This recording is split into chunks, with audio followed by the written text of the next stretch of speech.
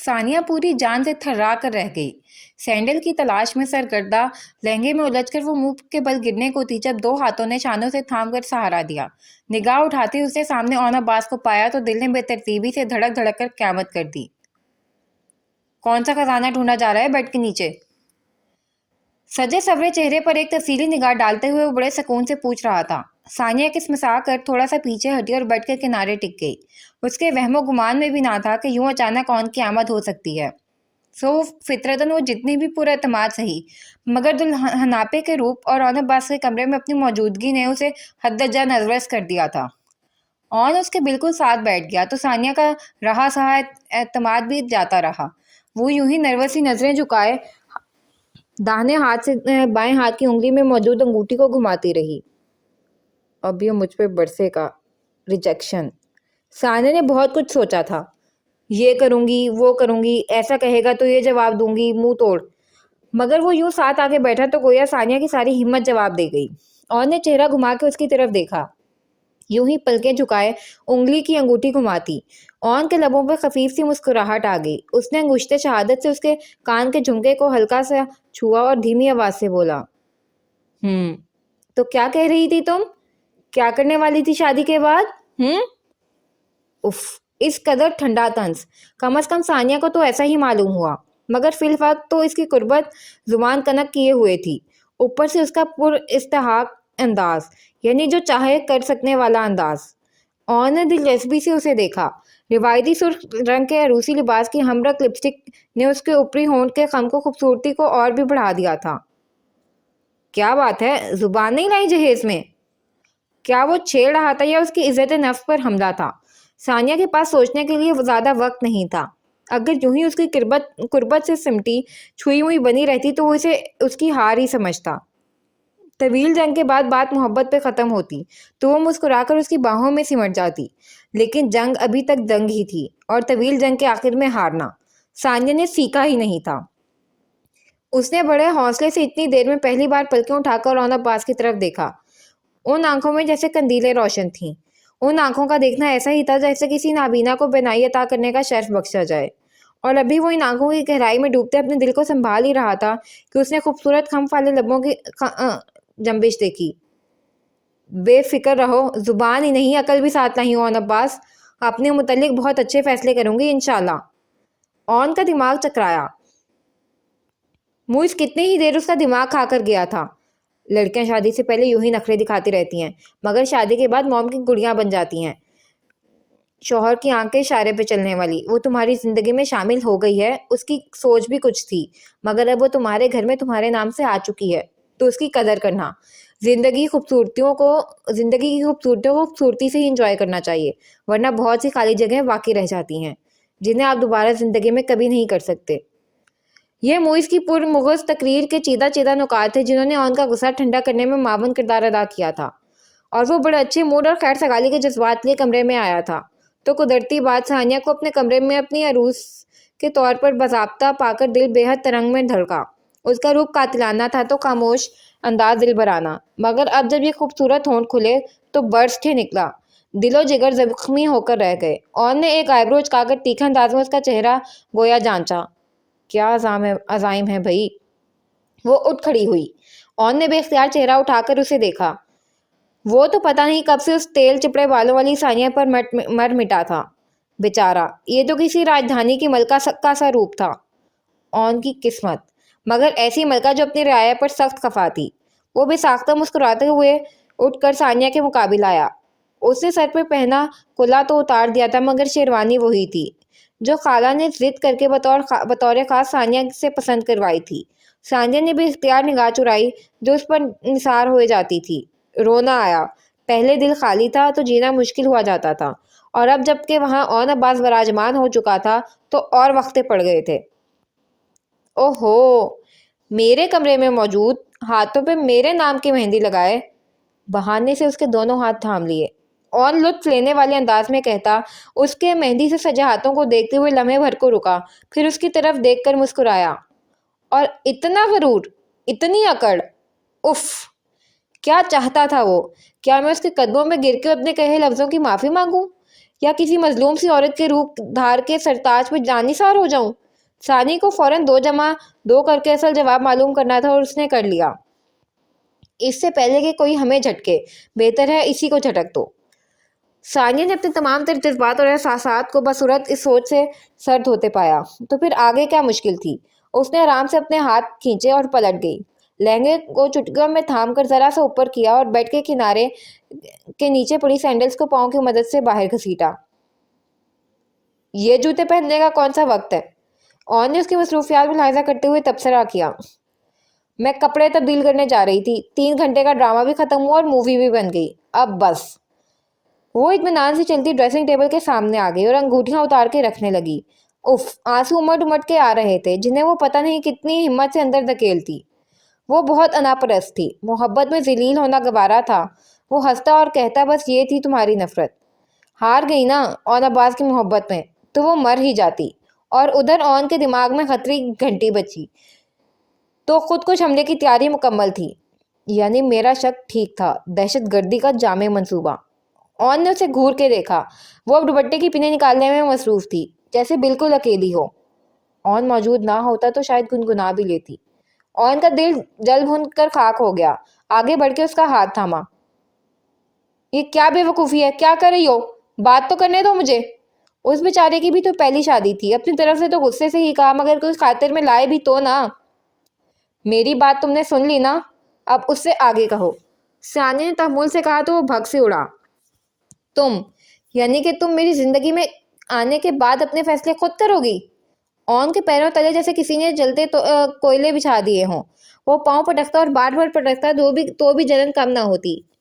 ہاں تو کیا، تمہاری نصف بہترین بن کر آئی ہوں، یعنی نصف تم ہو اور نصف میں۔ جتنا حق تمہارا ہے اتنا ہی میرا۔ اگر تم فیصلہ کرنے کا اختیار رکھتے ہو تو میں کیوں نہیں؟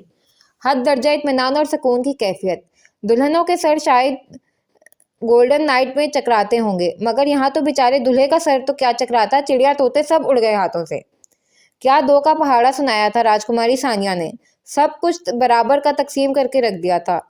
دوپٹہ اتار کر سٹول پر رکھ کے وہ سارا زیور اتارنے کے بعد کپڑے تبدیل کرنے چلی گئی، اور ادھر اون صاحب لایا حمل طے کرنے میں ہی مصروف کھڑے تھے۔ کیا کرنا چاہیے؟ غصے سے چیخنا چلانا چاہیے؟ ابا کون سا بہرے ہیں، مہمانوں سے گھر بھرا پڑا ہے۔ زبردستی احساس ہوا کہ وہ دلہا ہے، کچھ بھی کر سکتا ہے، تو دل کو تقویت ملی، مگر ساتھ ہی ثانیہ کا سنایا 2 کا پہاڑا یاد آیا۔ وہ بتا چکی تھی کہ وہ اتنا ہی بااختیار ہے جتنے کہ اون عباس، تو کیا وہ چیخو پکار نہ مچا دے گی؟ یا اللہ! اون کا جی چاہا دیوار میں مکہ دے مارے۔ ایسی بدمزہ شادی وہ مر کے بھی نہیں کرنا چاہتا تھا جیسے جیتے جی ہو گئی تھی۔ ثانی ویسی ہی تھی، انا پرست، غرور اور تننے والی۔ شادی جیسے لطیف بندھن نے بھی جسے نہ بدلا تھا۔ وہ ٹھنڈا سا ہو کر اوندھے منہ بستر پر گر گیا۔ ثانی کا انتظار بیکار تھا، وہ اپنا فیصلہ اپنے سرد انداز سے سنا چکی تھی، اور کپڑے تبدیل کرنے کے بعد، میک اپ صاف کرنے اور بیسن پہ جھکنے کے بعد مسلسل پانی کے چھینٹے مارتی اور آنسو بہاتی ثانی سوچ بھی نہ سکتی تھی کہ غربہ کشتن روز اول، بلی کو پہلے ہی دن مار دو کے محاورے پر عمل کرنے میں وہ بہت جلدی کر گئی تھی۔ اس نے اون کے رویے کو جانچنے کی زحمت کیے بغیر بہت عجلت میں اپنی انا کو بچانے کی کوشش کر ڈالی، اور اپنا کتنا بڑا نقصان کیا یہ وہ نہیں جانتی تھی۔ اکثر ہم اسی نقصان پر آنسو بہا رہے ہوتے ہیں جس کے ذمہ دار در حقیقت ہم خود ہی ہوتے ہیں، مگر بے وقوفی میں سمجھ نہیں پاتے۔ آج کی رات ابھیا پر بہت بھاری تھی۔ وہ سلگتا سا لمس اور معیز احمد کے ملبوس سے اٹھتی مخصوص خوشبو، یوں لگتا تھا جیسے وہ ابھیا کے وجود میں ضم ہو گئی ہو، ایسا کہ منو وتو کا فرق مٹ گیا ہو، اسے رونا آ جاتا۔ کیا تھا وہ لمس، وہ قربت؟ محض چند لمحے، مگر ان چند لمحوں نے ابھیا پہ در حقیقت واضح کر دیا کہ معیز احمد اس کی زندگی میں کیا حیثیت رکھتا ہے۔ اف، معیز احمد، تمہیں قریب سے دیکھ کے یہ حال ہے تو تمہیں پا کے میں مر ہی نہ جاؤں۔ کاش میری زندگی بھی ثانیہ جیسی ہوتی، اس کی حسرت کا کوئی شمار نہ تھا۔ اون بھائی کتنی محبت سے بیاہ کے لے گئے ہیں انہیں۔ کاش معیز اور میری زندگی بھی انہی کی طرح گل رنگ ہوتی۔ لا علمی میں ہم ایسے کتنے ہی کاش اپنی زندگی میں لگا لیتے ہیں جن کا پورا ہو جانا در حقیقت زندگی کی بربادی ہوتا ہے۔ خدا سے ہمیشہ بہتری کی دعا مانگو، کسی جیسی زندگی یا خوشی کے بجائے بہتری۔ وہ کروٹ پہ کروٹ بدلتی، مگر نیند تھی کہ آ کے ہی نہیں دے رہی تھی۔ اور ادھر لان میں کھلنے والی ایک کھڑکی میں کھڑا سایہ خود احتسابی کی کیفیت میں کھڑا اندھیرے میں گھور رہا تھا۔ یہ معیز احمد تھا۔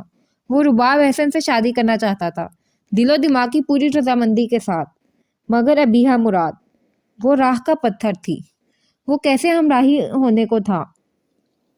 وہ خود کو کتنی ہی بار لعنت و ملامت کر چکا تھا۔ ایسی بھی کیا نیند اور اتنی بھی کیا بے اختیاری۔ اس کے ہاتھوں میں جیسے ریشمی تھان کی سی ملائمت گھلنے لگی تھی، تو اس سے دونوں ہاتھ کھڑکی کی چوکھٹ پر دے مارے۔ تکلیف کا ایک گہرا احساس تھا۔ اس کا دھیان ابیہا مراد سے ہٹا۔ وہ یہی چاہتا تھا، تو کیا اب چاہنے سے وہ خیال سے محو ہوا کرے گی؟ ایک نئے سوال نے اسے ڈنگ مارا۔ ماما ٹھیک کہتی ہیں، مجھے جلد ہی رباب سے شادی کر لینی چاہیے۔ اس نے بھٹکتی سوچوں کو ایک مضبوط سہارا دیا۔ پھر اس نے آسمان پہ روشن چاند دیکھا اور کھل کے مسکرایا۔ رباب سیاہ آسمان کے وسط میں تنہا روشن چاند، سیاہ بادلوں کے ہالے میں جگمگاتا ابیہا مراد کا چہرہ معیز احمد کے دھیان میں روشن ہونے لگا۔ تو جھنجھلا کر کھڑکی کی سلائڈ کھینچ کر شیشہ برابر کرتا وہ اپنے بستر کی طرف پلٹ گیا۔ جب سے ابیہا مراد اس کی زندگی میں آئی تھی اس کی نیند ڈسٹرب تھی، آج تو شاید دل بھی۔ وہ تکیے میں منہ گھسیڑے سونے کی کوشش میں تھا۔ وہ اچھی طرح دل ہلکا کرنے کے بعد خود کو کمپوز کرتی باہر آئی تو تھٹک سی گئی۔ کپڑے تبدیل کرنے کی زحمت کیے بغیر اون عباس اسی شیروانی میں اوندا پڑا تھا۔ ثانیہ کو شک گزرا۔ وہ ذرا سا آگے بڑھی تو شک یقین میں بدل گیا۔ اس کے ہلکے ہلکے خراٹوں کی آواز آ رہی تھی، یعنی وہ گہری نیند میں تھا۔ ثانی کو رونا آنے لگا۔ اون کی ناراضی اور غصہ اپنی جگہ، مگر کیا مجھے روز انہی خراٹوں کی آواز سن کے سونا پڑے گا؟ ثانیہ کے پاس رونے کا ایک اور جواز موجود تھا۔ بد دلی سے لائٹ آف کر کے نائٹ بلب آن کرتی وہ اپنی جگہ پر آ کر دراز ہو گئی۔ آج کی رات آنکھوں میں کٹنے والی وہ تیسری فرد تھی۔ اس نے رشک سے خراٹے لیتے دنیا و مافیا سے بے خبر اون عباس کو دیکھا اور گہری سانس بھر کے رہ گئی۔ ثانیہ کی کزنس ناشتہ لے کے آ چکی تھیں۔ ثانیہ کی نیند تو ویسے ہی روٹی ہوئی تھی۔ وہ فریش ہو کر ہلکی پھلکی تیاری کے ساتھ 8 بجے ہی سر پر سلیقے سے دوپٹہ اوڑھے لاؤنج میں جا پہنچی۔ ابا اس کے سلام پر نہال ہی تو ہو گئے۔ عزیز تو وہ پہلے بھی تھی، اب تو لاڈلی بہو بھی بن گئی تھی۔ باقاعدہ امی کو آواز دے کر بلایا۔ وہ کچن میں ان کے لیے بیڈ ٹی بنا رہی تھیں۔ افتاں و خزاں آئیں تو ان کے پاس صوفے پر نکھری مگر قدرے جھیمپی سی بیٹھی ثانی کو دیکھ کر حیران سی ہو گئیں۔ ثانیہ نے کھڑے ہوتے ہوئے انہیں شرمیلا سا سلام کہتے وہ جیسے ہوش میں آئی، آگے بڑھ کے اسے لپٹا کے پیار کیا۔ ان کے تو وہم و گمان میں بھی نہ تھا کہ ولیمے کی دلہن صبح 8 بجے اتنی ریڈی حالت میں لاؤنج میں پائی جا سکتی ہے، مگر اب شوہر کے سامنے کیا پوچھتی؟ بیٹا خیر تو اتنی جلدی اٹھ گئی؟ شی خود کو ڈپٹا۔ مامی آپ ناشتہ بنا رہی ہیں، میں بنا دوں؟ ثانیہ نے خلوص کی مار مارتے ہوئے امی کو تو نڈھال ہی کر دیا۔ ارے نہیں، ان کی بیڈ ٹی بنا رہی ہوں جو یہ ہمیشہ بیڈ کی بجائے لاؤنج میں آ کر پیتے ہیں۔ وہ گڑبڑائیں۔ چھوٹی کے لیے دودھ گرم کرنے کے لیے آتی بھابھی کی آنکھوں کی نیند سامنے کا سین دیکھ کر اڑنچو ہو گئی۔ پھر انہوں نے گہری سانس بھری۔ کچھ نہ کچھ تو گڑبڑ لازمی لگتی ہے، وہ کچن میں گھستے ہوئے سوچ رہی تھی۔ وہ ابا کے پاس بیٹھی آج کے اخبار کی خبروں پر رائے دینے لگی۔ امی تو بس سسر اور بہو کی سیر حاصل گفتگو سنتی یا پھر ان کا منہ دیکھے جاتی۔ خدا کر کے ثانیہ کے گھر سے فون آیا، ادھر سے ناشتہ آ رہا تھا۔ امی کے تو دل کی مراد برائی۔ جاؤ ثانیہ بیٹا اون کو بھی بلا لو، ابھی سب آ جائیں گے۔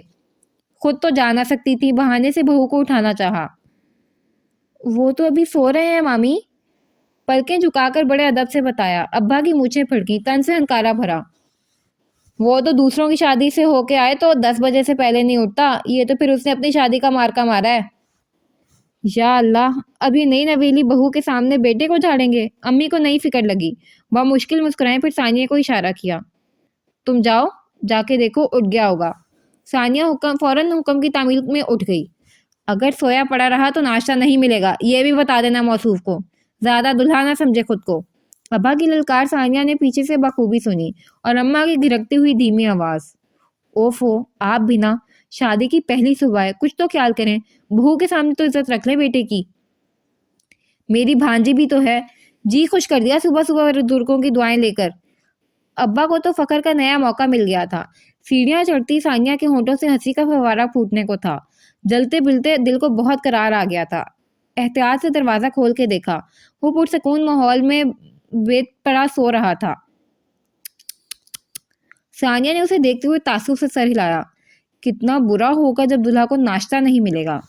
ثانیہ کا اسے جگانے کا قطعی کوئی ارادہ نہیں تھا، مگر یہ بھی خیال تھا کہ اگر مامی اسے جگانے آ گئی تو اسے یوں شیروانی میں ملبوس سوئے دیکھ کر اسے جھرجھری سی آئی۔ ایک نظر بے سود پڑے اون کو دیکھ کر وہ دروازے کی طرف بڑھی، اندر سے لاک دبایا اور باہر نکل کر دروازہ بند کر دیا۔ اب کوئی بھی آتا دروازہ تبھی ان لاک ہوتا جب اون اندر سے دروازے کی نوب گھماتا۔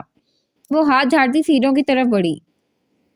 جی مامو جان، آپ کا پیغام دے آئی ہوں۔ ادب سے ان کے گوشے گزار کیا اور ان کے پاس ہی بیٹھ گئی۔ امی بیچاری کام والیوں سے الجھ رہی تھی، ورنہ شاید ایک بار تو اپنے لاڈلے کی خبر لے کے ہی آتی۔ ثانیہ کی شہر میں موجود کزنس خالہ کے گھر سے اس کا ناشتہ لے آئی تھی۔ امی اور بھابھی ناشتے کا سامان اور برتن لگانے میں مصروف، ایسے میں فقط ابا ہی تھے جو کڑی نظروں سے بار بار گھڑی کی سوئیوں کو 9:30 بجاتے اور 9:45 کے قریب جاتے ہوئے دیکھ رہے تھے۔ وہ ناخلف ابھی تک نہیں اٹھا، سارا شہر جاگ گیا ہے، وہ اندر ہی اندر تل ملا رہے تھے۔ سالیاں کتنی بار دلہا بھائی کی بابت پوچھ چکی تھیں۔ امی نے ایک بار تو بھابھی کو دوڑایا، ناشتہ بالکل ریڈی تھا۔ ایک بار ابا سب کے ساتھ ناشتے کے لیے پہنچ جاتے تو کسی کی مجال نہ تھی جو ناشتے کے بیچ اٹھ کے جاتا اور اون کو بلا کے لاتا۔ دروازہ لاک ہے، میں نے تو کافی بتایا، آوازیں بھی دی ہیں، بھابھی نے آ کر بتایا۔ امی کو اطمینان ہوا۔ اچھا، تیار ہو کے آنے لگا ہوگا، تم سب کو ناشتے کی ٹیبل پر بلاؤ۔ مگر کہاں، سب ناشتے کی ٹیبل پر پہنچ گئے، ناشتہ شروع ہوا، باتیں، ہنسی مذاق۔ امی کے دل کو تو گویا پتنگے ہی لگ گئے۔ ادھر بھابھی کی آواز اور دھڑدھڑاتے دروازے نے اون کو بوکھلا کر اٹھنے پر مجبور کر دیا۔ ارد گرد کے پھولوں سے سجے ماحول کو دیکھ کر خیال آیا کہ کل کے فنکشن میں وہ کس عہدے پر فائز ہو چکا ہے، مگر بھابھی کی بلند للکار اور کھٹاکھٹ بجتے دروازے نے اسے مزید کچھ سوچنے کا موقع نہ دیا۔ یہ ثانیہ کی بچی کہاں ہے؟ دروازہ ہی کھول دیتی۔ اس نے ادھر ادھر دیکھا، بستر خالی، کمرہ خالی، واش روم میں ہوگی۔ وہ کوف زدہ سا اٹھ کے تبدیل کرنے کے لیے اپنے کپڑے نکالنے لگا۔ بھابھی تھک ہار کر شاید واپس جا چکی تھی۔ کافی دیر بعد وہ ثانیہ کے واش روم سے نکلنے کا انتظار کرتا رہا۔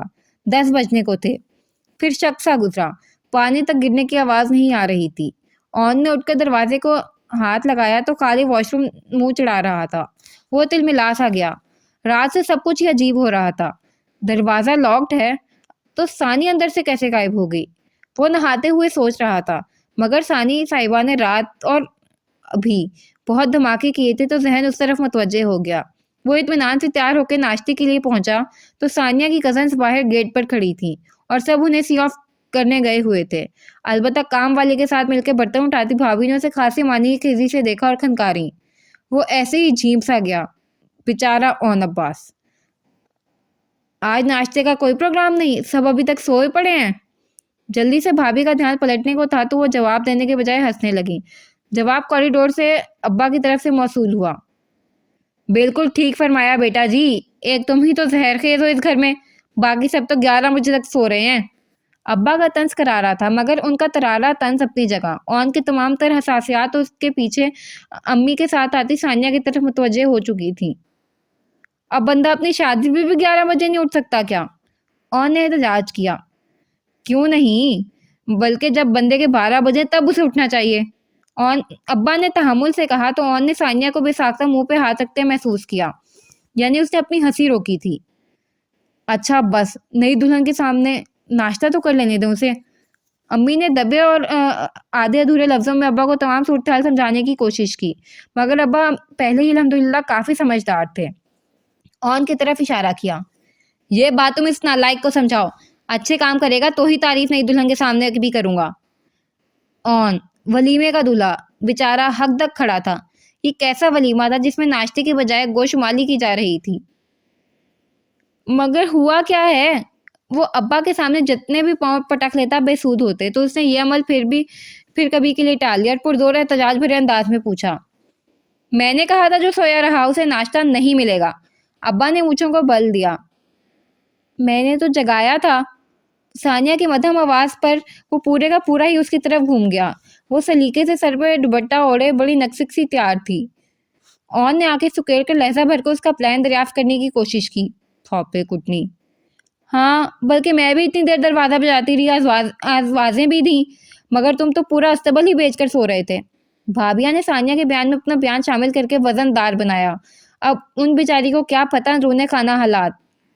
تمہارے سسرال سے ناشتہ آیا تھا، ثانیہ کی کزنز آئی تھی، تمہارا سب پوچھتی رہیں۔ بھابھی اسے بتا رہی تھی۔ ابا تن سے ہنکارا بھرتے چلے گئے۔ وہ دھڑام سے صوفے پر گرا۔ میں ناشتہ لگاتی ہوں تمہارے لیے۔ امی تو راج دلارے کا اتنا سا منہ دیکھ کر پسیج ہی گئیں۔ مجھے نہیں کرنا ناشتہ، صبح صبح اتنی ملامت، بھر گیا پیٹ میرا۔ اوف، ناراض اون عباس۔ ثانیہ کے پیٹ میں ہنسی کا گولا گھومنے لگا۔ امی نے اسے پچکارتے ہوئے ناشتہ لینے کچن میں چلی گئیں تو بھابھی ثانیہ کے ساتھ آ بیٹھی۔ ساتھ والے صوفے پر ہی اون تو بیٹھا ہوا تھا۔ بات سمجھ میں نہیں آئی، بیگم تمہاری صبح 8 بجے کی باہر گھوم رہی ہے، تم 11 بجے تک کس کے ساتھ خوابوں میں ٹہلتے رہے ہو؟ بھابھی نے شرارت سے ثانیہ کو دیکھتے ہوئے اون سے استفسار کیا تو ثانیہ کا چہرہ گل رنگ ہونے لگا۔ ایمی بلا وجہ، اب دلہن تو تھی نا، اون جھلایا۔ اب بیگم بے خوابی کی مریضہ ہو تو لازمی ہے کہ شوہر بھی فجر پڑھ کے پورے گھر میں روح کی مانی دندناتا پھرے۔ لو جی، دولہا تو کوئی بوٹی پھانک کر آیا تھا، خواب میں ہی۔ بھابھی کی آنکھیں حیرت سے پھیلی۔ ثانیہ کا دھیما انداز اور نرم سی مسکراہٹ وہ صبح سے دیکھ رہی تھی۔ تو یہ اون عباس کو کیا ہوا؟ انہوں نے مشکوک نظروں سے اون کو دیکھا۔ میرے خیال میں ناشتہ نہ ملنے کا دکھ سر چڑھ کے بول رہا ہے۔ میں تمہارے لیے ناشتہ لگاتی ہوں، امی نے گرم کر لیا ہے۔ وہ اٹھ گئیں۔ رہنے دیں، اپنے سسر صاحب کا فرمانے عالی شان نہیں سنا آپ نے؟ پیچھے سے اون نے طنز کیا مگر وہ لاپرواہی سے ہاتھ جھلاتی چلی گئیں۔ ان کے جاتے ہی وہ پھنکارتے ہوئے بے حد اطمینان سے بیٹھی ثانیہ پر الٹ پڑا۔ بڑا اچھا امیج بنا رہی ہو اپنے ماموں جان پر اپنا۔ ابھی میں بتا دیتا کہ کمرہ تم لاک کر کے آئی تھی تو پھر پتا چلتا تمہیں۔ اچھا، مگر دروازہ تو اندر سے لاک تھا۔ بڑی معصومیت سے آنکھیں پٹپٹا کر حیرت کا اظہار کیا گیا۔ کمبخت مارا اون عباس کا محبت میں ہارا دل اس انداز پر فدا ہی ہو گیا۔ دیکھو، مجھ سے یہ کھیل کھیلنے کی کوشش مت کرو، بہت بری طرح پٹو گی، دھیمی مگر سخت آواز میں دھمکی دی۔ اوکے، لیٹس پلے۔ وہ محظوظ سا مسکرائی۔ ایک دن ایسا آئے گا جب تم خود ماموں جان سے کہو گے کہ یہ ان کا فیصلہ غلط تھا۔ خبردار جو میرے کندھے پر بندوق رکھنے کی کوشش کی تو۔ اون نے دانت پیسے۔ وہ تو رکھی جا چکی مسٹر اون عباس۔ ثانیہ کا انداز سراسر چڑھانے والا تھا۔ ممکن تھا کہ غصے میں آ کر اون ایک آدھ ہلکا سا ہی جھاپڑ اسے لگا ہی دیتا، مگر امی اور بھابھی ناشتہ لگنے کی اطلاع لے آئیں تو یہ جھاپڑ بھی آئندہ کے لیے محفوظ ہوا۔ چلو نا تم بھی ثانیہ، امی نے پیار سے اس سے بھی کہا تو ڈائننگ کی طرف بڑھتا اون ٹھٹکا پھر تن سے بولا، یہ تو 8 بجے کی اٹھی ہوئی ہے، شاید اسی لیے ابا نے انعام کے طور پر دوبارہ ناشتہ کا الاٹ کیا ہوگا بھانجی کو۔ امی نے اون کے مذاق پر اسے گھرگا۔ بکواس مت کرو۔ پھر پیار سے اٹھاتے ہوئے ثانی کو اپنے ساتھ لگایا۔ اس بیچارے نے بھی تمہارے انتظار میں ناشتہ نہیں کیا، ایسے ہی اپنے ماموں کو دکھانے کے لیے سب کے ساتھ بیٹھ گئی تھی ٹیبل پر۔ لو جی، بیچاری ثانیہ کا ایک اور ہمدرد۔ اون کرتے ہوئے ثانیہ کے اس ڈرامے پر غور کر رہا تھا۔ وہ بہت بجھے دل کے ساتھ اون اور ثانیہ کے ولیمے کے فنکشن کے لیے تیار ہوئی۔ میک اپ کرنا تو آتا نہیں تھا۔ گھور سے آنکھوں میں کاجل لگا کے ہلکی سی لپسٹک لگا لی۔ لپسٹک لگاتے ہوئے آئینے میں خود کو دیکھتے اس کا ہاتھ ہلکا سا رک گیا۔ اس کی ذہنی روح بھٹکی۔ اسے اپنی کلائی پہ موئز کے مضبوط ہاتھ کی گرفت یاد آئی۔ اس کے ملبوس سے اٹھتے کولون کی مہک ہمیشہ کے لیے بھیا کی سانسوں میں بس گئی تھی۔ اس نے بایاں ہاتھ اٹھا کر اپنے رخسار پر پھیرا۔ وہ ابھی بھی اپنے چہرے پر اس کی سانسوں کی تپش محسوس کر سکتی تھی۔ جب ابھیا نے اس واقعے کے بارے میں سوچا تو اس نے قربت کے لمحات میں موئز کی بے اختیارانہ وارفتگی کو نیند کا شاخسانہ بھی کبھی نہ سمجھا تھا۔ اور وہ کہتا ہے کہ میں نیند میں تھا۔ تم نیند میں تھے موئز احمد، میں تو خواب نہیں دیکھ رہی تھی نا۔ میرے لیے تو تمہارا وہ قرب ایک کڑی حقیقت ہے۔ پھر تمہارے نہ ماننے کی وجہ؟ ضبط سے اس کی آنکھیں گلابی ہونے لگیں۔ اتنی بڑی دنیا ہے، رباب کے لیے تو ہزاروں ہوں گے، میرے لیے تو بس موئز احمد۔ تو پھر تمہارے لیے صرف میں کیوں نہیں؟ یا اللہ، تو نے اس شخص کو میرے لیے اتارا تو اس کے دل میں میرے لیے پیار بھی اتارتا۔ میں کیوں نہیں؟ رباب ایسا نہیں کیوں؟ اس کی کن پٹیاں سلگ اٹھیں۔ خفیف سے اشتعال کے تحت اس نے لپسٹک رکھ کر ٹشو پیپر کھینچا اور ہونٹوں کی لپسٹک صاف کر ڈالی۔ ثانیہ نے کہا تھا، شرعی رشتہ ہے تو پھر آزمانے میں کیا حرج ہے؟ ہارنے سے پہلے جیتنے کی کوشش ضرور کرنی چاہیے۔ تو کیا میں بھی جیت سکتی ہوں موئز احمد کو؟ موئز کی مسڈ کال پر وہ بہت بے دلی سے چادر اوڑھتی باہر نکلی۔ گیٹ سے باہر آ کر وہ گاڑی میں بیٹھی تو آج کچھ نہیں تھا، نہ وہ پہلی بار جیسا خوف، نہ بعد میں موئز سے محسوس ہو جانے والی جھجک اور شرم۔ آج وہ اپنے دھیان کے دھاگوں میں ایسی الجھی تھی کہ بے حسی آ کر بیٹھ گئی۔ کسی کا لفظوں میں جھٹکنا تو برداشت ہو جاتا ہے شاید، مگر یوں قربت میں جھٹکنا، اس طرح رد کرنا بہت تکلیف دہ ہوتا ہے۔ اور ابیہ بھی کل رات سے اور پھر آج صبح سے اسی تکلیف کی زد میں تھی۔ ماما کا آج پورا ارادہ تھا ولیمہ اٹینڈ کرنے کا، مگر طبیعت خراب ہونے کے باعث نہیں آ سکی، ورنہ تم تو گھر ہی رہ جاتی۔ اس نے یوں ہی شاید گاڑی میں چھائی خاموشی توڑنے کے لیے بات برائے بات کی۔ جی، میں رکشے یا ٹیکسی میں آ جاتی، وہ سنجیدگی سے بولی تو موئز چپ سا ہو گیا۔ ابیہ نے مزید کہا، ثانیہ میری ماں کے بعد وہ پہلی فرد ہیں جو مجھ سے جڑا اپنا ہر رشتہ صحیح معنوں میں نبھا رہی ہیں، میں انہیں ریٹرن ویسے ہی دینا چاہتی ہوں۔ موئز کو اس کی بات سراسر طنز لگی، سو برا مان کر خشک لہجے میں بولا، شکر ہے تمہیں کم از کم ثانیہ کا احسان تو یاد ہے۔ ابیہ خاموشی سے ونڈ اسکرین کے پار گھرتی کچھ سوچتی اور جوڑ توڑ کرتی رہی۔ میرج ہال کے انڈر گراؤنڈ پارکنگ میں گاڑی پارک کر کے انہیں فرسٹ فلور پہ جانے کے لیے 8-10 سیڑھیاں طے کرنا تھیں۔ 7، 8، 9 وہ آخری سیڑھی پر تھے، لہجہ بہ لہجہ ہم قدم۔ ابیہ نے رک کر موئز کو دیکھا، وہ ٹھٹکا، سوالیہ نظروں سے اسے دیکھا۔ کیا ہوا؟ موئز کو اس کی کیفیت عجیب سی لگی، چہرے کی رنگت مزید سفید ہو رہی تھی، سیاہ آنکھوں سے حزن چھلک پڑا تھا۔ آپ نے اپنا تو فیصلہ سنا دیا، ایک بار نہیں بار بار سنایا آپ نے، وہ خشک ہوتے حلق کے ساتھ بولی تو الفاظ ٹوٹے پھوٹے تھے۔ موئز چہری کوشش سے اس کی طرف متوجہ ہوا۔ ابیہ نے سوکھے لبوں کو زبان پھیر کے تر کیا، پھر بڑی ہمت سے بولی، یہاں مجھے لانے والے بھی آپ تھے اور یہاں سے نکالیں گے بھی آپ، میں آپ کی منزل نہ سہی مگر راستے کا پتھر بن کے پڑی رہوں گی۔ واٹ؟ موئز کے سر پر دھماکہ سا ہوا۔ Excuse me? دانت پیس کر کہتا وہ اسے کوہنی کے قریب سے بازو پکڑے قدرے کونے میں لے آیا۔ کیا بکواس ہے یہ؟ وقت اور موقع دیکھا ہے تم نے؟ موئز کا تو دماغ ہی گھوم گیا۔ تو عورت کا کیا قصور ہے موئز؟ مرد چاہے جہاں چاہے جس وقت چاہے وقت اور موقع دیکھے بغیر اسے کوئی بھی بات سنا دے، کوئی بھی دفعہ لگا دے، اور عورت وقت اور موقع کی نزاکت ہی دیکھتی رہے بس۔ وہ بے بسی سے کہتی بھبک کر رو دی، جانے رات سے کتنا غبار اندر بھر چکا تھا۔ وہ تمام طور احتیاط اور بزدلی بلائے طاق رکھ کر آج ایک مرد سے اپنا حق مانگنے کھڑی تھی۔ جو بات طے ہے وہی ہوگی ابیہ، میری زندگی میں تمہاری کوئی جگہ نہیں ہے۔ موئز نے سنگدلی کی حد کر دی تھی، آنسوؤں سنگ کاجل بہاتی آنکھوں کا گلابی پن اور بڑھ گیا۔ اور جس کی زندگی ہی آپ ہو گئے ہو موئز؟ بلا ارادہ اور بے اختیار ہی وہ اتنی بے بسی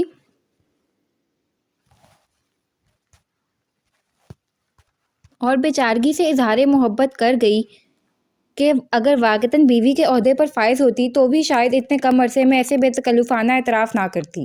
موئز کو اس کے انداز نے ساکت کر دیا تھا، مگر ابیہ تو شاید آر یا پار والے انداز میں تھی، یوں جیسے دماغی روح پلٹ چکی ہو۔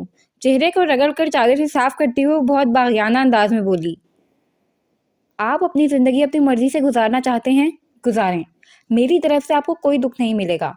آپ رباب کو پروپوز کرنا چاہتے ہیں، اٹس اوکے، لیکن میں بھی اپنی زندگی کے فیصلے اپنی مرضی سے کرنا چاہتی ہوں موئز۔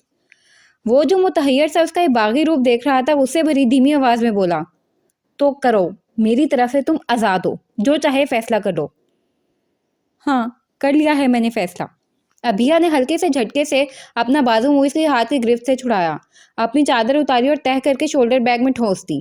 ٹخنوں تک آتی فیروزی اور پنک فراک کا ہم رنگ دوپٹہ اس نے شانوں پر پن اپ کر کے رکھا تھا۔ میڈم نے جو اس کے بال ترشوائے تھے وہ اب دوبارہ کمر کو چھو رہے تھے۔ ابیہ نے محض کلپ کر کے انہیں یوں ہی چھوڑ دیا تھا۔ موئز کے ذہن میں خطرے کی گھنٹی مسلسل بج رہی تھی۔ ابیہ کے انداز و الفاظ سے چھلکتی بغاوت نظر انداز کیے جانے والی نہ تھی۔ ایک ایسی لڑکی جو بالکل زمین سے اٹھ کے آئی ہو اور جس میں اعتماد اور جرأت رتی بھر نہ ہو، اس کا یوں بے خوفی سے آنکھوں میں آنکھیں ڈال کے بات کرنا اچنبھے کی بات تھی۔ ہاتھ کی پش سے نم آنکھیں پہنچ کر ابیہ نے موئز کی طرف دیکھا۔ وہ اب رو نہیں رہی تھی، مگر بہت تھکی ہوئی اور پسماردہ دکھتی تھی۔ پھر بہت بے خوفی سے بولی، آپ نے مجھے آزاد کرنا ہے تو کر دیں، مگر میں خود سے کبھی اب اپنا نام آپ کے نام سے الگ نہیں کروں گی اور نہ ہی یہ گھر چھوڑ کے جاؤں گی۔ موئز بھگ سے اڑا۔ وہ اپنی بات مکمل کر کے پلٹی اور متوازن قدموں سے چلتی ہال کا دروازہ کھول کے اندر داخل ہو گئی، جبکہ زمین اور آسمان کے درمیان معلق موئز احمد وہیں منجمد ہوا کھڑا تھا۔ وہ ثانیہ سے ملی تو دل چاہا دھاڑے مار مار کے روئے، مگر ضبط کر کے رہ گئی۔ ثانیہ نے اسے اسٹیج پر ہی اپنے پاس بٹھا لیا۔ اتنی لیٹ؟ سارے مہمان آ چکے ہیں۔ ثانیہ نے مصنوعی خفگی سے دیکھا تو وہ محض مسکرا دی. کیا بات ہے، طبیعت ٹھیک نہیں لگ رہی ہے تمہاری؟ اف، یہ محبت کرنے والے. ابھیا کو ٹوٹ کر احساس ہوا کہ ثانیہ اس کی بہت فکر کرتی تھی. ہاں، تھوڑا سا بخار ہو گیا تھا رات کو، اسی وجہ سے ویکنیس ہو رہی ہے. اسے تسلی دینے کے لیے بے ضرر سا جھوٹ بول دیا، ورنہ تو ایمرجنسی نافذ کر کے پورا سٹیج اتل پتل کرنے کی صلاحیت رکھتی تھی ثانیہ اون عباس. اور یہ کمزوری. ابھیا نے ثانیہ کے کسی رشتہ دار خاتون کی طرف متوجہ ہونے کے بعد گہری سانس بھری. یہ تو معیز احمد کے سامنے بیجا بہادری دکھانے کے بعد کی کمزوری تھی. وہی بخار کے بعد کی کمزوری. وہ سوچتی تو اس کا ذہن چکراتا. ابھی چند لمحے پہلے وہ کیا کر آئی تھی. اسے خود یہ یقین نہ ہوتا تھا کہ وہ معیز سے وہ سب کہہ چکی ہے جو دل و دماغ پہ ساری رات بیتتا رہا تھا. معیز کو ہال میں اون کے ساتھ محو گفتگو دیکھ ابھیا نے نگاہ پھیر لی. وہ ابھی تک طے نہیں کر پائی تھی کہ اس کا اٹھایا جانے والا قدم راست تھا یا نہیں، اور یہ کہ اب معیز احمد کیا حکمت عملی اپنائے گا. پورے فنکشن میں وہ گمسم سی رہی. کھانا بھی برائے نام کھایا. ثانیہ ہی اس کی پلیٹ میں کچھ نہ کچھ ڈالتی رہی اور وہ بس چڑیا کی طرح ٹونکتی رہی. فنکشن ختم ہوا. لوگ واپس جانے کو تھے. ثانیہ نے صاف اعلان کر دیا کہ وہ امی اور دادی کے ساتھ جائے گی. اون کی تیوری چڑھی. مکلاوے کی رسم تھی. اصولاً اون کو بھی ساتھ جانا پڑتا، جو کہ وہ ہرگز نہیں چاہتا تھا. کل ہی تو لوٹے ہیں وہاں سے، آج پھر چلا جاؤں؟ امی آپ کی بہو رخصت ہو کے آئی ہے یا میں جا رہا ہوں؟ اس نے امی کے سامنے دانت پیسا اور پاؤں پٹکنے کی ساری حسرت پوری کر لی. جواباً انہوں نے ہلکی سی گھوری کے ساتھ اونہوں کیا اور بس. خوشی سے جاؤ، منہ لٹکا کے آنا کانی کرو گے تو اپنے ابا کو جانتے ہو نا، سارا پروٹوکول بھول کے گردن سے پکڑ کے دلہا کی گاڑی میں بٹھا دیں گے. معیز نے اس کی حالت کا لطف لیتے ہوئے نقشہ کھینچا تو اسے گھورنے لگا. معیز نے چڑھتی نگاہ چادر اوڑھتے واپسی کو کھڑی تیار ابھیا کو دیکھا. ثانیہ بڑے پیار سے اس سے ملی تھی. اوکے ابھیا، واپس آؤں گی تو پھر تمہاری طرف بھی چکر لگاؤں گی. اس نے ابھیا کا ہاتھ دبایا، پھر معیز کو دیکھ سنجیدگی سے بولی، اس کی طبیعت ٹھیک نہیں ہے معیز بھائی، خیال رکھیے گا اس کا. معیز کے اعصاب اس یاد دہانی پر کشیدہ سے ہونے لگے. ہر کسی کے لیے وہ بیچاری تھی، اور معیز ظالم، بلکہ شاید ظالم دیو، جو ایک رحم دل پری کو قید کیے بیٹھا تھا. وہ اندر ہی اندر سلگتا ان سے رخصت لیتا گاڑی میں آ بیٹھا. ابھیا کا دل سہم سہم کر دھڑک رہا تھا. ابھی اگر گرجتا برستا معیز اس پر الٹ پڑتا تو وہ بے ہوش ضرور ہو جاتی. کچھ ایسی ہی کیفیت ہو رہی تھی دل کی. مگر اللہ کا شکر کہ وہ خاموشی سے گاڑی ڈرائیو کرتا رہا. پورچ میں گاڑی کھڑی کر کے معیز نے گاڑی کے اندرونی لائٹس آن نہیں کی تھی. ابھیا گاڑی سے اتری تو اپنی طرف کا دروازہ بند کرتا معیز اس سے پہلے اندر چلا گیا تھا. ابھیا کی نیکسی کی طرف بڑھتے قدم مدھم پڑے. اسے اچھی طرح سے اندیکھی دیوار کا احساس ہو رہا تھا جو اس کے اور معیز کے بیچ آج پھر سے آ گئی تھی. ولیمے کا فنکشن، اوپر سے سید پور تک کا پھر سے سفر. اون کا تو اپنے بال نوچنے کو جی چاہ رہا تھا. ابا کی ایک کڑی نگاہ نے اسے کان دبا کے گاڑی میں بیٹھنے پر مجبور کر دیا تھا. تھکاوٹ سے اس کا برا حال تھا. اگر تو ثانیہ کے ساتھ تعلقات صحیح جا رہے ہوتے تو وہ بھی ساری رسموں کو دل کھول کر انجوائے کرتا، مگر ابھی تو فی الحال کنپٹی پہ پستول رکھ کے اسے ہر کام کرایا جا رہا تھا. یہ مکلاوے کی رسم تو نری فضول اور بےہودہ لگ رہی تھی. اسے اپنا آپ دلہا کم اور کسی ننھی سی بچی کا گڈا زیادہ لگ رہا تھا، جسے جیسے جی چاہے الٹ پلٹ لو، جہاں جی چاہے سلا دو، اٹھا دو. سچ شکر کے گھر پہنچ کر رات کو مزید آدھی رات نہیں بنایا گیا. کولڈ ڈرنک سے توازہ کے بعد انہیں کمرے میں بھیج کر سب بھی سونے کے لیے اٹھ گئے. گاؤں میں تو ویسے بھی رات جلدی ہو جاتی تھی. اون نے اپنے اعصاب کو مسلسل کسی شکنجے میں کسا محسوس کیا. وہ دونوں ثانیہ ہی کے کمرے میں تھے، مگر اب وہاں پلنگ کی بجائے خوبصورت سے ڈبل بیڈ بچھا کر نئی سیٹنگ کر دی گئی تھی، یقیناً دلہا کے اعزاز میں. اون نے بیڈ پر بیٹھتے ہوئے جوتے اتار کے ادھر ادھر پھینکے، ٹائی کو کھینچ کر بستر پر پھینکا. ارے ارے! ثانیہ جو آئینے کے سامنے کھڑی اپنا ہار سنگھار اتارنے کے طریقہ کار پر غور کر رہی تھی جیسے تڑپ کر پلٹی. یہ میرا کمرہ ہے جناب، اور میں اس کی اتنی بےعزتی برداشت نہیں کر سکتی. بس جی. اون کو تو تلووں پہ لگی سر پہ جا بجھی. اچھل کے بیڈ سے کھڑا ہوا. اچھا، اب یہ جتاؤ گی تم مجھے؟ اور وہاں جو میرے کمرے میں میرے بیڈ پہ قبضہ کیا ہوا تھا تم نے، وہ کیا تھا؟ اچھا، تم نے دیکھا تھا مجھے وہاں سوتے؟ ثانیہ نے اس سے زائیہ انداز میں پوچھا اور پھر سجھٹک کر کانوں کے جھمکے اتارنے لگی. میں واش روم سے نکلی تو پورے کمرے میں تمہارے خراٹے گونج رہے تھے. طنز پہ طنز. اون کا بس نہ چلتا، پاؤں پٹکے یا سر، اور یہ بھی کہ اپنا یا ثانیہ کا. وہ بڑے اطمینان سے سار دوپٹے کی پنیں اتار رہی تھی. اس کے بعد سارا زیور اور پھر اسی سکون کے ساتھ ہاتھوں پہ کریم مل کے چہرے پہ لگایا اور ٹشو سے صاف کرنے لگی۔ اون عباس جل کڑ کے رہ گیا۔ اس شادی نے ابھی تک تو کچھ نہ دیا تھا سوائے خسارے کے۔ زہر لگتی ہیں مجھے یہ شادی کی رسمیں، اور خاص طور پر یہ مکلاوا، بلکہ دکھلاوا کا ہو تو زیادہ بہتر ہوگا۔ مجھے تو دنیا دکھاوا ہی کرنا پڑا۔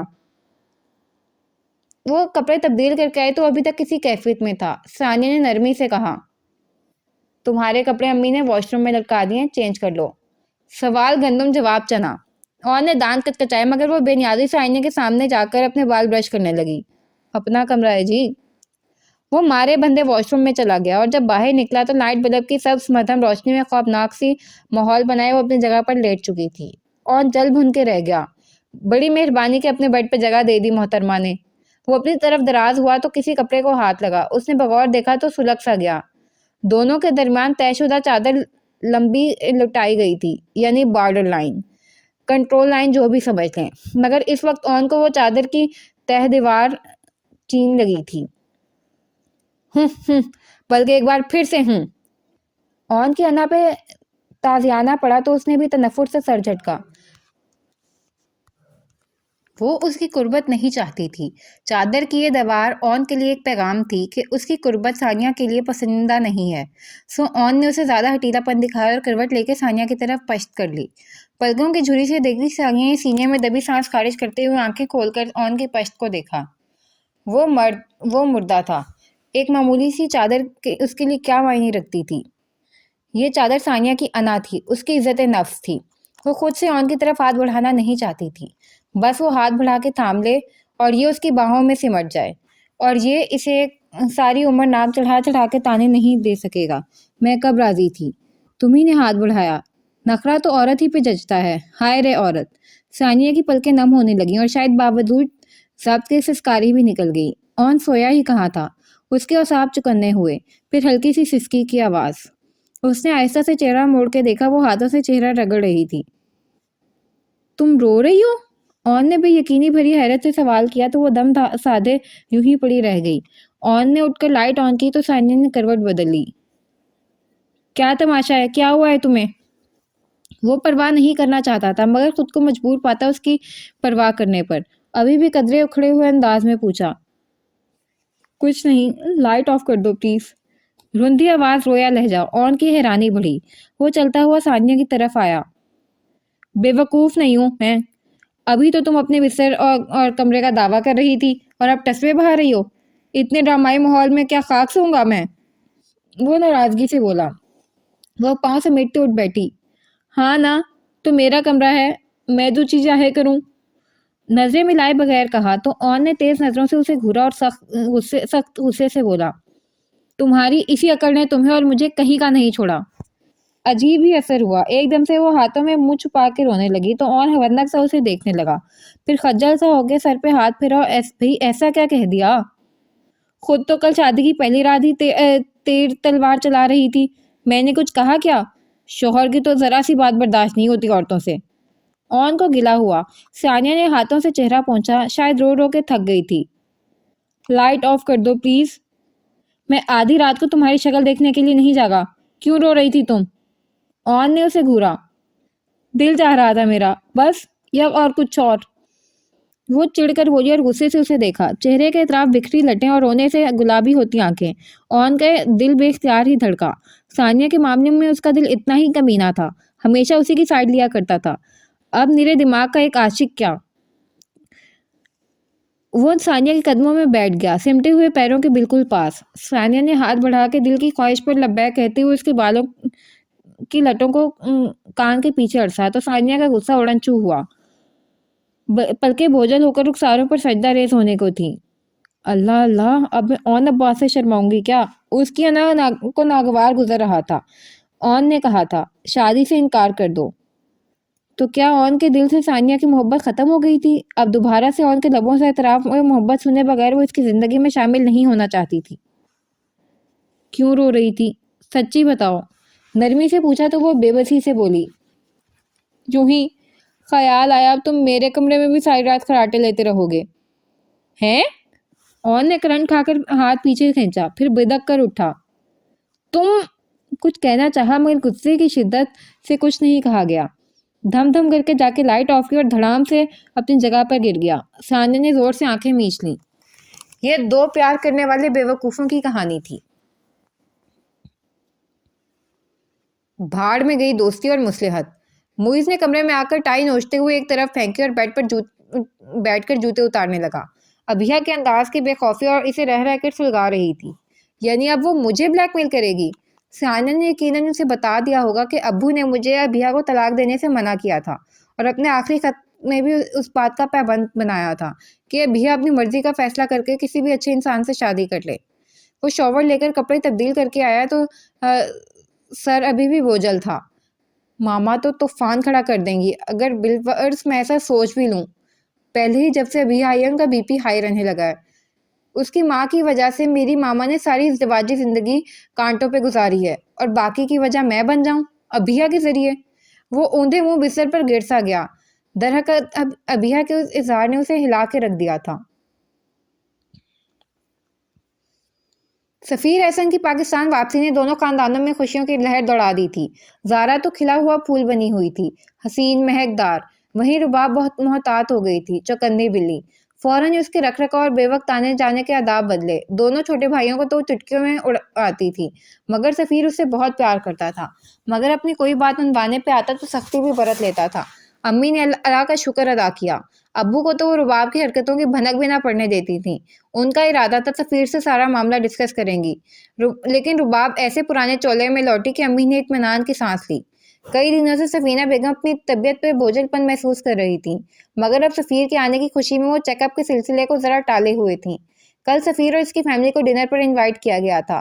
زارا بیچاری کی تو کوئی بہن نہیں تھی کہ اس سچویشن پہ اس سے کچھ ڈسکس کرتی، مگر اعراز اور عمر اس کو چھیڑنے میں پیش تھے۔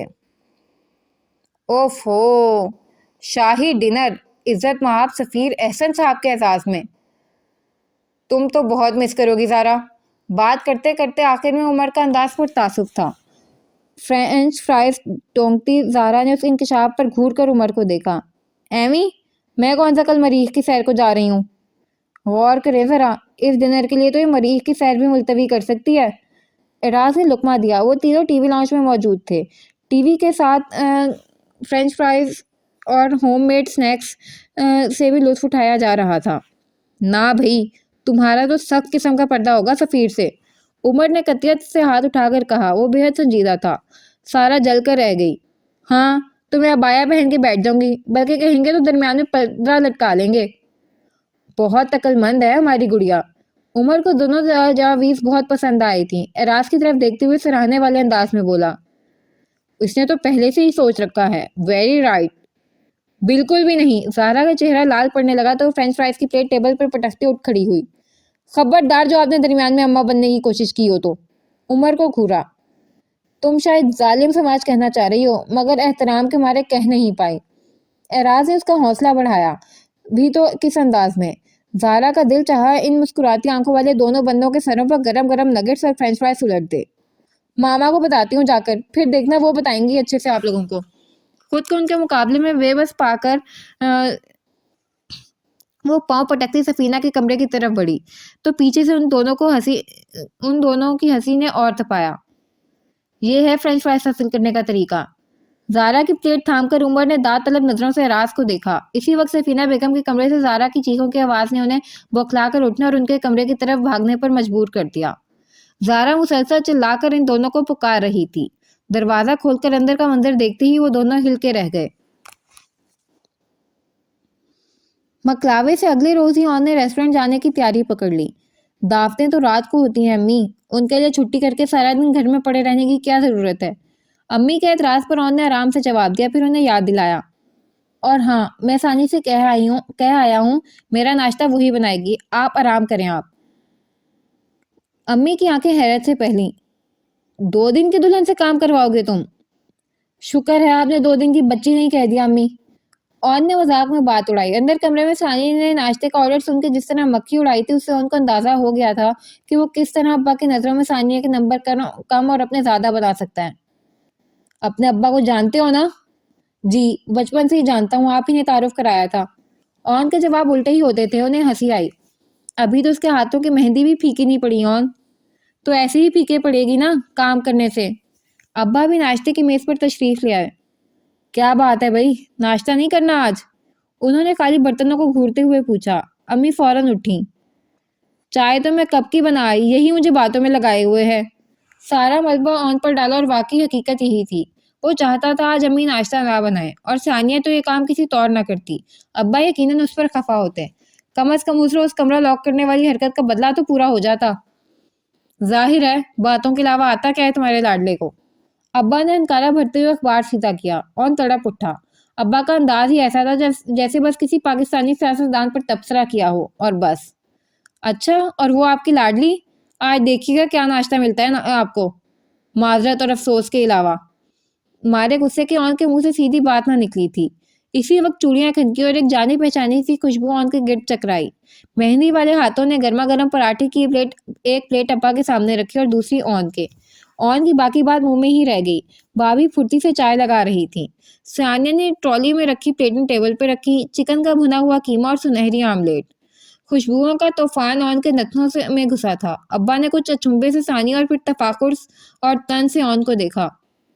بھائی میں نے تو بہت منع کیا مگر ثانیہ کی یہ ضد تھی کہ آج کا ناشتہ یہی بنائے گی۔ میں تو بطور مددگار ہی کھڑی رہی کچن میں۔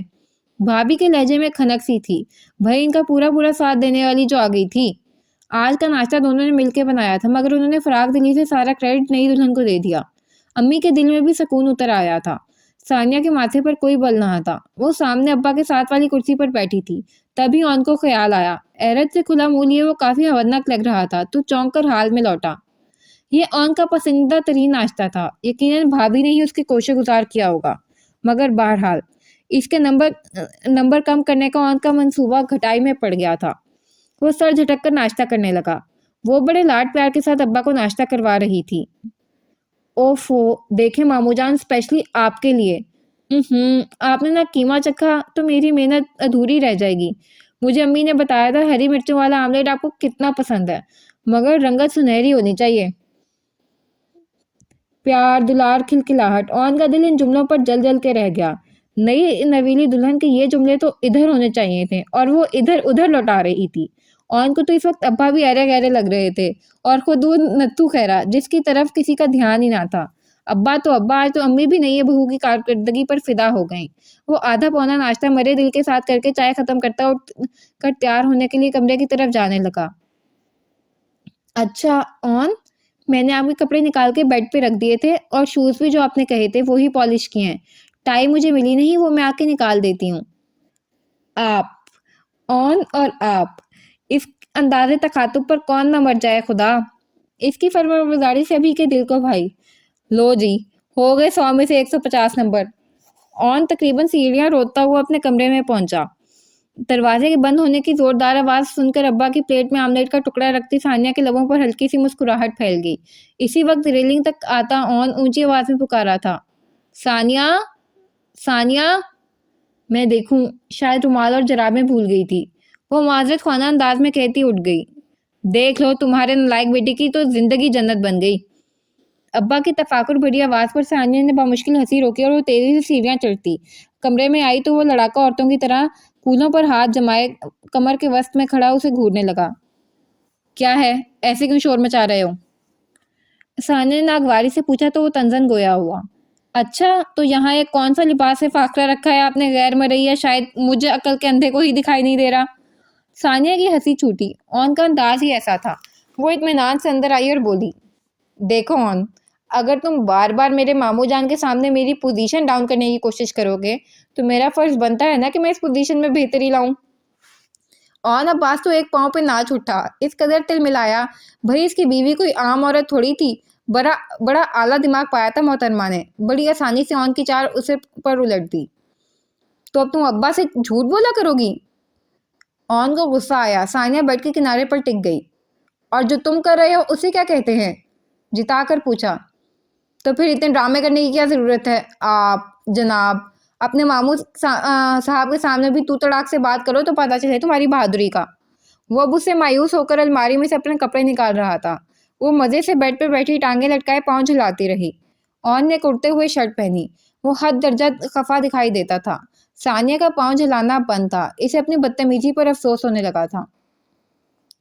وہ اپنی پینٹ لیے واش روم میں چلا گیا۔ ثانیہ کو پہلے اس کی اتری ہوئی شکل دیکھ کر ترس آیا، پھر پیار آنے لگا، اور اسی پیار کے مارے اس نے اون کے نکلنے سے پہلے ہی اس کی ٹائی جرابیں ڈھونڈ کے نکالی، ریک میں سے شوز نکالے اور ہلکا سا کپڑا پھیر کر بیڈ کے پاس ہی رکھ دیے۔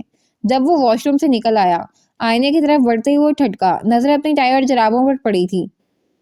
بڑی مہربانی، طنزیہ لہجہ۔ کوئی بات نہیں، وہ شانے اچکا کر ایسے بولی جیسے بہت بڑا احسان کیا اور اب جتانا بھی نہ چاہتی ہو۔ اون بڑبڑاتے ہوئے شیشے کی طرف مڑ گیا۔